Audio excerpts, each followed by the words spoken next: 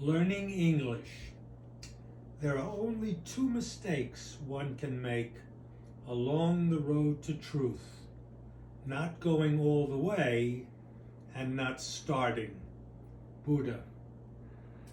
When I first came to the Berkshires, as I wrote in the short story blocks, I got a job in the Pittsfield Public Schools. The Department of Special Ed hired me to tutor English to two little Vietnamese boys, Tuan and Johan, ages 9 and 4. Tuan was in the 3rd grade and Johan was in kindergarten.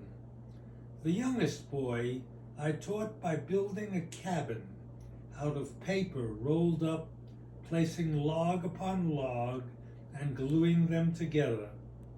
I taught him window, house, cabin, door, roof, glue, paper, and so on and so forth. Every time I would speak to him in English, he would answer me in German. As the months went by, we, the teachers, thought he was mentally disabled, until all at once, come April, he had been here 8 months in kindergarten, he began speaking English. His classmates helped him to learn, and we realized that it was not he who was mentally disabled, but we. That little boy only knew Vietnamese and German. When his parents fled Vietnam towards the end of the war, they settled in Austria, and Johann and Tuan both learned German there. It was, for all intents and purposes, their native tongue. Johann, under no circumstances, was going to give up his safe haven, which he had won for himself in German, by speaking English, a foreign language and a difficult one at that. Tuan, on the other hand, was a horse of another color. He learned English rapidly. I taught it to him by playing games. We played Scrabble and Rummy Cube. I even taught him cribbage, but I had to constantly keep my eye on him. Otherwise, he would win each game by cheating. He was a whiz with numbers, a mathematical genius. He could calculate quicker than I could lay down the tiles or count up my own points. He was a constant challenge to me, but the real challenge didn't come from the games I was teaching him. It came from something else, entirely out there in left field. One day, the principal came to me and said, "Dick, Tuan is pulling down his pants out on the playground in front of the girls. We can't have him do that. Would you please speak with him?" And so I did. Tuan and I developed a deep friendship. We talked about everything from sex to God to death and all else in between. For example, Tuan came to me one day and said, "Dick, did you ever stick it in?" Although I knew exactly what he meant, and he knew exactly that I knew exactly what he meant, it caught me by surprise. I thought for a brief moment and then said to him, "Of course, Tuan. I stuck it in 3 times. I have 3 children, a girl and 2 boys. This answer seemed to satisfy Tuan, for he said to me, "Can I stick it in my sister?" "No, Tuan," I said immediately. "You can't stick it in your sister.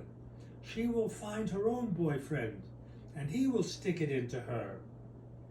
When you are older, you will find your own girlfriend, and you will stick it into her." Again, my answer satisfied him. He was no longer pulling his pants down on the playground in front of the girls. The principal came to me and congratulated me.